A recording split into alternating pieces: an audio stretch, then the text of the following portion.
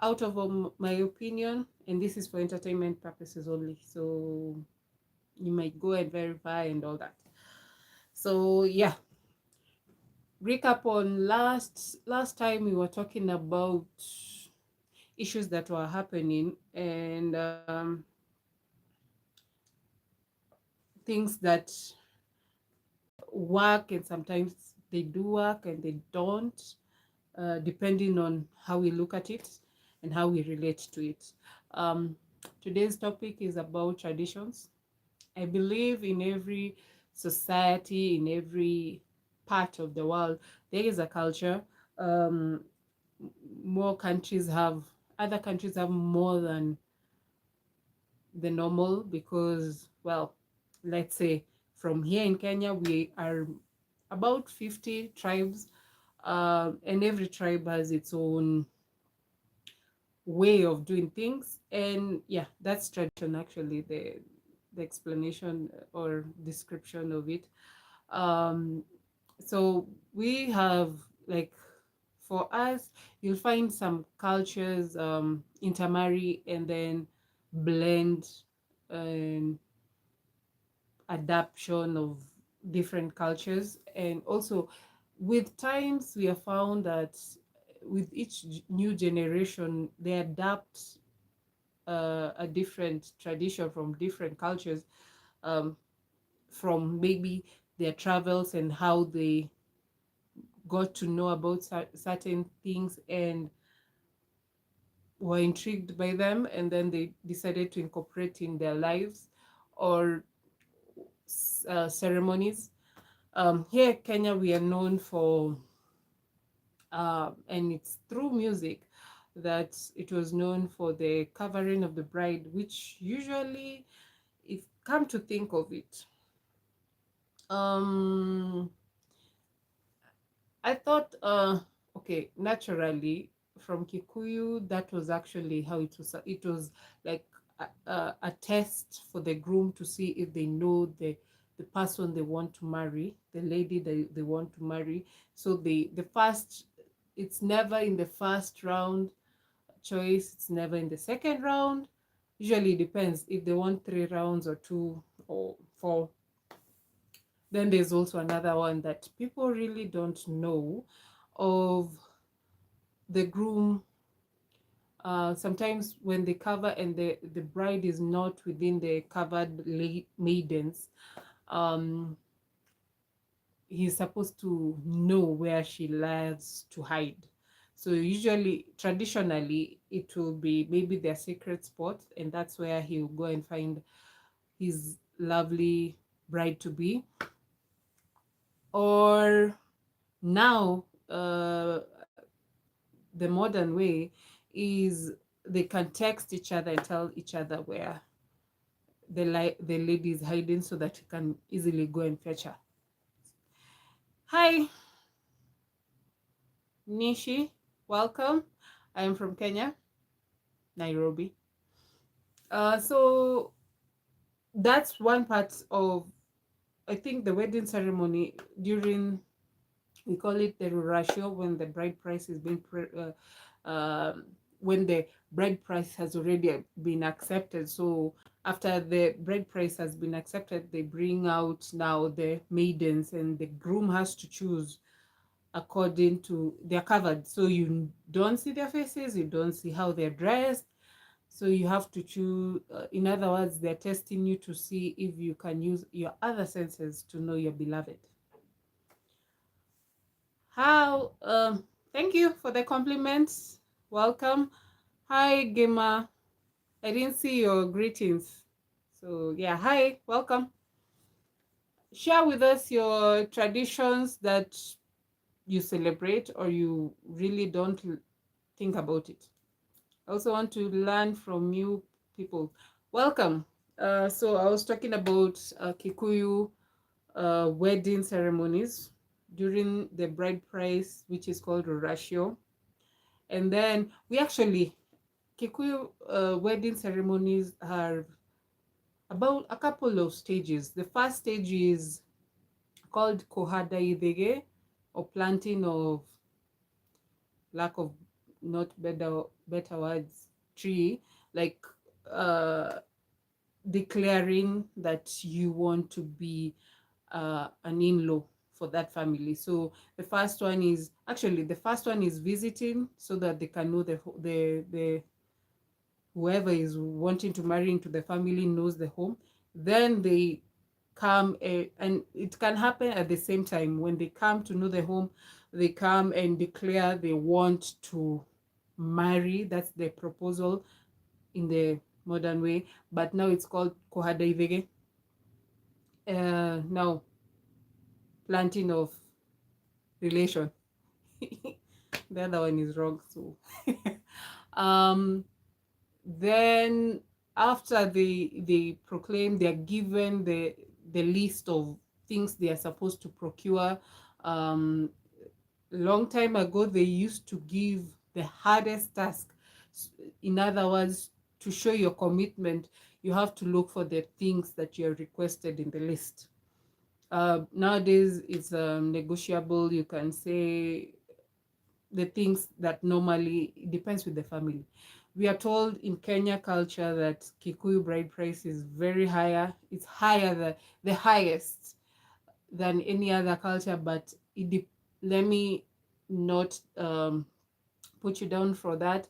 It depends with the family. Some families are greedy, like outright greedy. They'll ask for the most absurd things and price money. And sometimes even you've heard of videos saying, even we have seen videos when they had gone to taken the bride price, and then when they had they added more commodity on the bride price, and the groom's family is like, it's not a must I marry this person, I can get another person. So they leave with their bride price and go, and the relationship is done. That's why I say some families do love exaggeration, and because of greediness. So it depends with your family, how principled they are, and how they think of their child. If they are thinking of their daughter's happiness, and they agree on reasonable things, that's okay.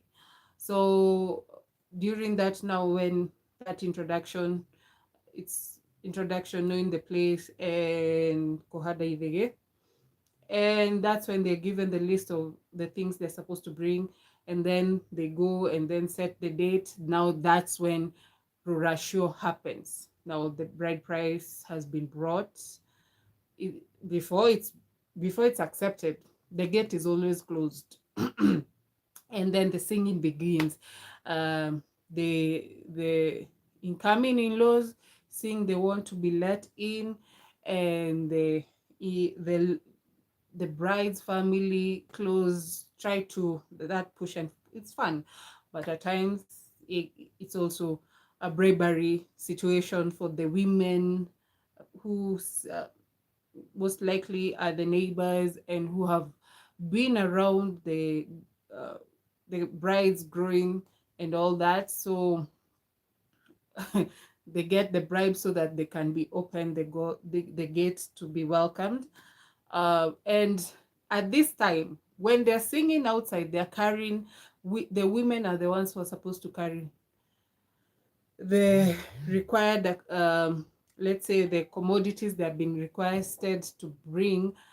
They're not supposed to put it down, and it's supposed to be carried by traditional bags that are called kiondo, and rope, traditional rope, forgot the name, but yeah, that rope. And you're not supposed, even if you get tired, even if you're given crates of soda, you're not supposed to put it down until you hand it over to the bride's family. You're not supposed to put it down, and most of the time you're supposed to bring the banana, the full banana bunch. Yeah, I've carried one. I know it was heavy. So thank you for the compliments. Share about your culture. Then once the gate is open, after some money has been requested and exchanged for the women who help to cook and the women who are welcoming. The gates are open. The commodities the in-laws have brought are you don't put it down until you're tapped. It's like it's a tapping game. The bride's family come and take it from you, so you don't put it down. They pick it, take it to their house, then you're welcomed in the house. When you're welcomed, now they do the prayers and the ceremony starts. And this, while this thing is all going on, the bride is hidden in the house. She's not supposed to come out and even see her future in-laws. She's not supposed to welcome them. It's only the neighbors and the people, the bridal family. Her stays in the room. Even when people are eating, having a meal, she's served in the room. She's not supposed to be seen until the groom picks her out from the maidens that will be presented. Then when they're doing the presentation, and then now the negotiation had been accepted. Now usually the negotiation is happening between the elders of both families, if they have accepted all the gifts that have been brought or the dowry price. Well, they accept, now they come out, now join together, and then now they bring out the maidens, covered maidens, head to toe. You'll be lucky to see their two nails. And mind you, it will be tricky if the people in the family have the same genes. They look, the heights are the same, the body sizes are the same, the feet are the same. That's where you find guys. Now here's the tricky part. Now when the maidens are brought and they're covered, the groom is supposed to pick out their maiden, the one that they're supposed to marry, single them out. If he gets it wrong, he has to pay by paying a fine of 1 goat or sheep, which is about 10,000 shillings. So he has to be very, very sure that he picks the right one. So once he gets to pick the wife, we have a ceremony called Gutiniakiadeno, meaning they have been joined, they have been accepted, they have been traditionally married.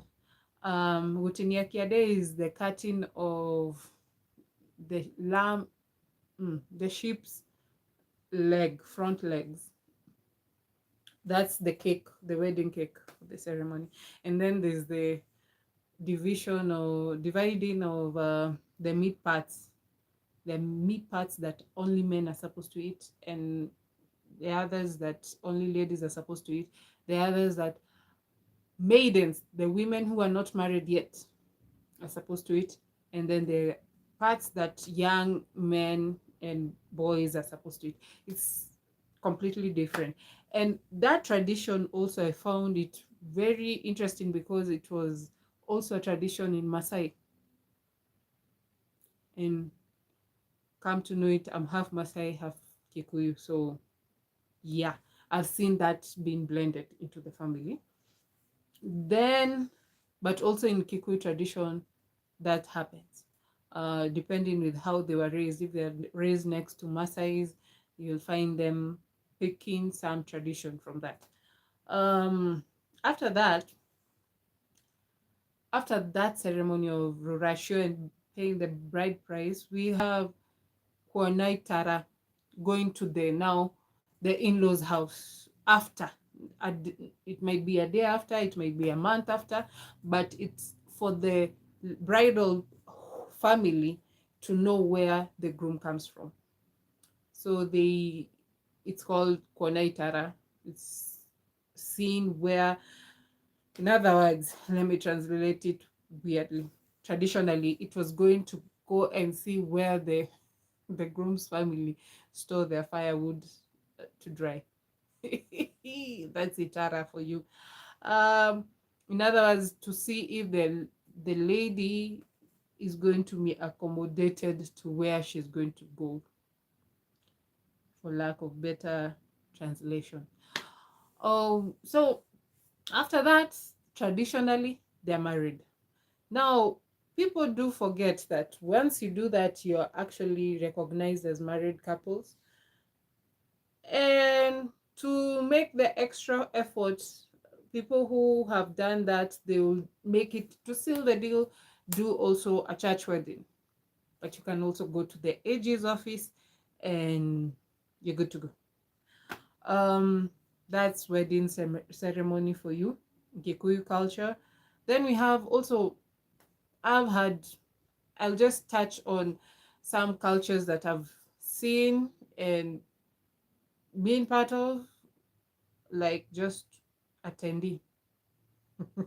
Mine is yet to happen.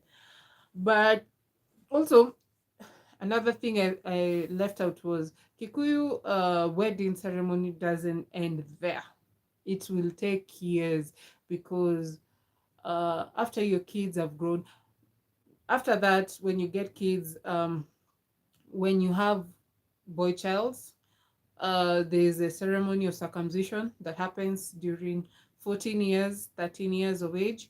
And before it happens, you need to ask for permission from the uncles, the mom's brothers, for blessings for him to go and get the initiation to become an adult. I don't know why. I was a girl, so mine was not done. Uh, but traditionally in Kikuyu, there was FGM. Um, is it practiced today? Some people who are really, really into the traditional ways are still doing it up to date. Case in point, the sect that was called Mungiki did practice that. But for the rest, because it is known as, it was one of the ways young girls were getting when once they go through it, some of them didn't survive, they passed on, and it's a sad thing, which it is being fought against here in Kenya. But in some communities, they still practice them. Like Masai, it has been a contentious topic and still being practiced, not as much as it used to, but right now they're doing it in secret, some of them, and some who have come out of it and blended with other cultures have stopped it. Yeah, so yeah, so in Kikuyu, the boy child had a lot of culture to go through, even before adult. So that was for the boy child. And then before a girl is married, the question comes out, did the parents finish their dowry prices before? Because they cannot accept the dowry for their daughter until they are finished. That's what we are doing in our family right now, because some of them, even before our time, before our grandparents' time, some people didn't finish their bridal payments, and they say it has a what's called a curse that goes into generations. You'll find families that have, sorry to say, it is backed to not fulfilling what was supposed to be. You'll find people saying it's caused, like the children being disabled or something of the sort, or differently abled. They'll say it's something that came from the traditional things that they didn't not fulfill. And to much surprise, once they do it, some families get liberated and people even get healed. Some traditions are really scary, like a lot. Uh, then I've seen a wedding, Somalian wedding, and which was Muslim partially, because the guy was not Muslim. He had to he changed he accepted to change his religion to Muslim, and then according to now the lady's family, the tradition from the family is once before the guy fulfills to starts their marriages, they have to what's the word, they have to completely furnish the house, like buy everything in the house, so that the lady comes in, everything is sorted. So he had to prove that he will give her a comfortable life. And once he did that, there was the ceremony of coming to see the bridal family. I didn't attend that. I had something work-wise. So, but I was told what happened. Once he went and explained what he has done, then he was asked about his religion. He said he has changed and he will accept and remain in the Muslim religion, and he'll not fail his wife. And that's when they were given blessings to be married. And they did the Muslim wedding where we didn't attend. We were in the reception the whole time, so I don't know what happened in the mosque. But when they came, it was a beautiful ceremony. There was dancing, crazy. It was like a party, party, party, party, and good food. Swahili dishes are the best. Um, Other than that, oh, Maasai weddings are also interesting. I'll leave it at that. I'm not attended enough. And the ones I've been invited to happen to clash with something work-wise being done. So I haven't attended yet. Hopefully I will attend one. Um, then we have many traditions that sometimes, like the one I was talking about, the FGM, which is really serious. Mostly concentrated on the pastoral communities, which is the Maasai, the Samburu, and Turkana. And then we have also the Cushitic communities, which is the Somalians, the Rendilans, the Boranas. And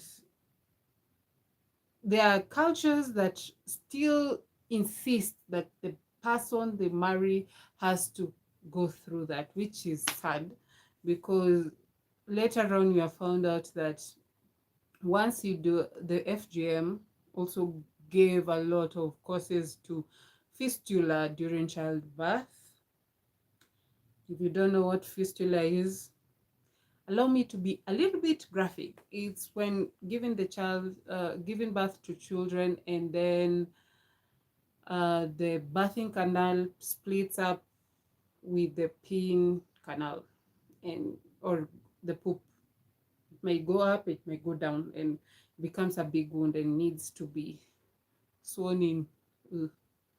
No, another way that has given us birth control for us millennials. Anyway, that happens. Joking aside, it's very serious.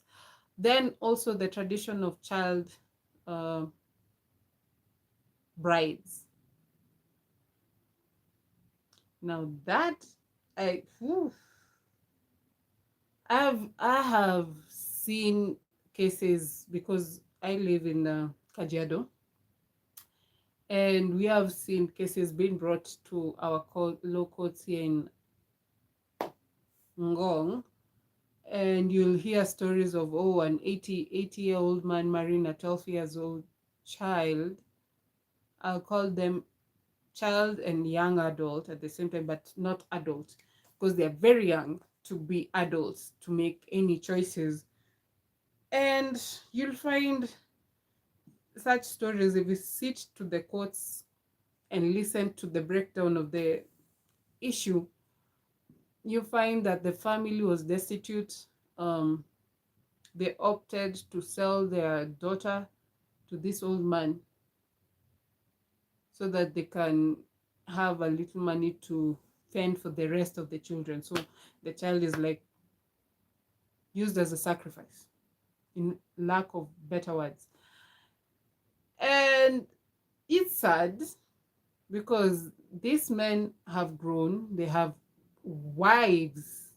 They didn't say wife, say wives and children. I should add an S after children. A lot of them, but they still have um looking for young brides.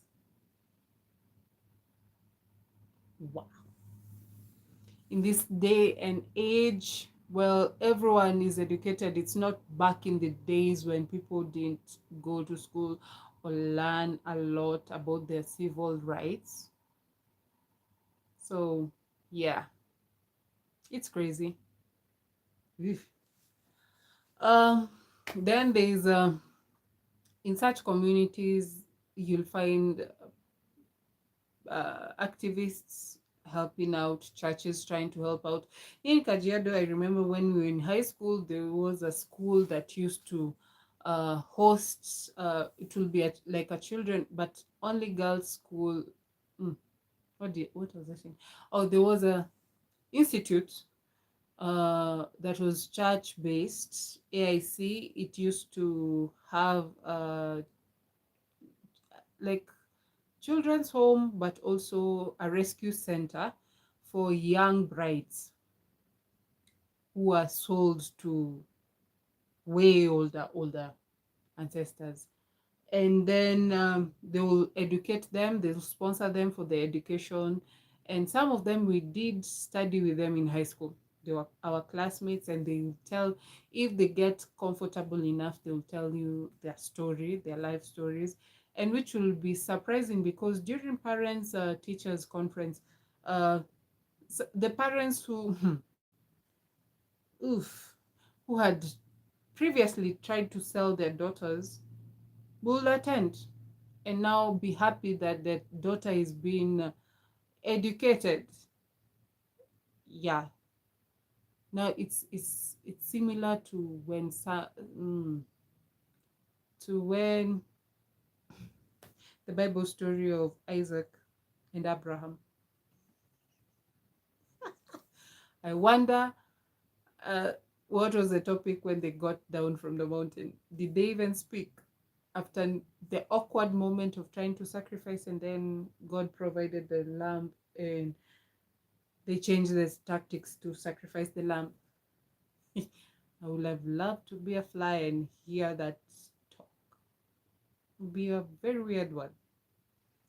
Hi, Ndongo, Nate. Sorry, I was in the woof, explaining some things. So in that part of child brides, we have seen like Somali, in Somali country, that law was overturned, and it really shocked some old men. I wonder why. They thought they will have more brides to use. That really pisses me off somehow. And here's another thing, and that's how, sorry to say, the bridge between wealth and common people. The wealthy will protect their daughters, even remove them from said countries and take them to countries that are very favorable for their daughters to continue their dreams of becoming professional women in the working world of real professional works, like being an architect, being a model, being a designer, being a doctor, being a nurse, and all that, and lawyer. Don't say I didn't leave you any out, managers, CEOs, and CFOs.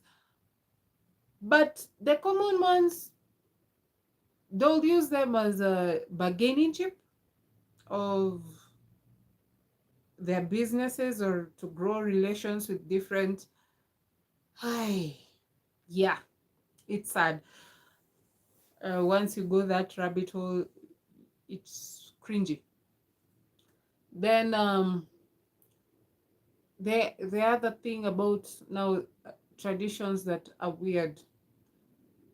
I don't know if it's just luck or bad luck, but now if super rich people, yeah, they still want to maintain being rich, it is okay because everyone works to make a living or to make their life better and also create generational wealth, which is good.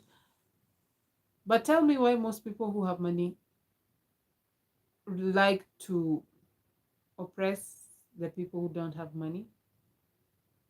Because sometimes I wonder, you got there, you worked hard, well and good. Why not give opportunity for somebody else to do the same? But anyway, to each their own. Other than that, it was a nice topic. Thank you for all who joined, commented, liked. Um, I hope you learned Nishi.